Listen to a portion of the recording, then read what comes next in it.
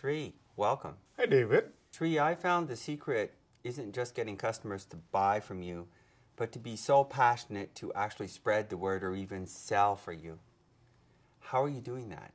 I wouldn't say customers sell for us, but it is certainly true that we sell more because of our customers. In actually two ways. The first way is really that our customers, especially our early customers, are so satisfied. We've done a really good job of keeping them happy that they've spread the word around. In our business, word of mouth is what really goes a very long way in growing customer base.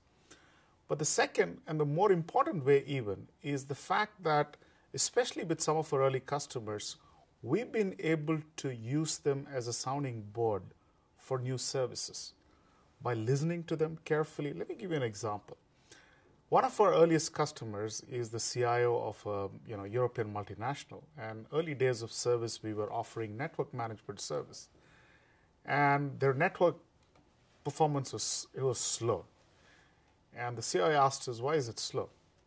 And we said, you need more bandwidth because 3/4 of the bandwidth you have in the network is already used. And so the customer said, is that right? So what's using the bandwidth? Is it my SAP? Is it my email? Is it my AS400? So what's using it? And we said, that's a really good question. So we went around looking for a solution to provide that answer. And guess what we found? That there isn't a product in the whole wide world that actually answers that question effectively. And we took that question and challenged ourselves to create a product that meets that. So that was the genesis behind a product we created called Smart Manage. Really, the point I'm making is that customers not only help us sell more because they're satisfied customers that are happy to stand up and speak for us, provide references, but they're also extremely effective mechanism if you listen well to them that we can create new products and services. I'm reminded of a story in the early days of Cisco when Terry Edger, the original vice president of sales, engaged a customer and they needed availability. And availability wasn't fast customer service, it was a highly available network. So I called up one of your customers at Cummins and I asked him what were the higher order benefits that HCL ISD is providing. And they were passionate about engaging with not only me, the good news, but also with other prospective customers. I think it is really the fact that we hold nothing behind in ensuring that our customers are satisfied. In our business, customer being satisfied does not mean only delivering to what you contracted for. It has to go far more than that. We are really in the infrastructure business, which is utility in a lot of ways.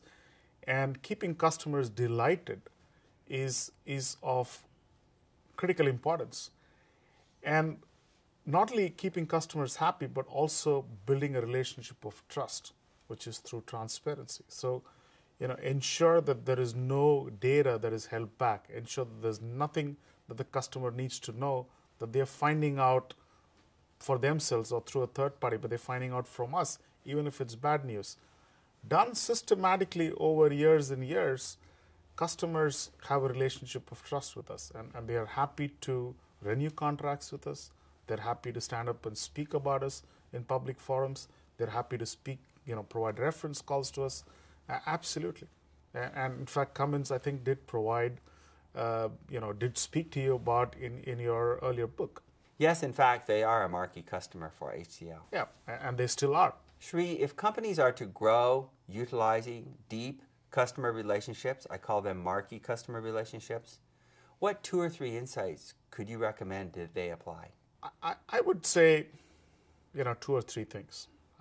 When I talk to our sales team, I ask them, why is a customer buying you? Think of the underlying factors that help make a customer decide between you versus someone else. And really there are 3 if you think about it. There's the product, there's the service, and there's you, as in the sales person in front of the customer that is representing the company and the product and the service. if that individual, and today's context, it's not an individual, it's an account team that is in front of the customer. If that team makes representations and commitments that they systematically and consistently meet day after day, year after year, week after week, that is the most important step in building a trusted relationship. The organization is to support that team, but it starts with the team in a business-to-business relationship. It starts with the team in front of the customer. Thank you, Sri. I'm sure as I share your story with other management teams, it will inspire them to grow.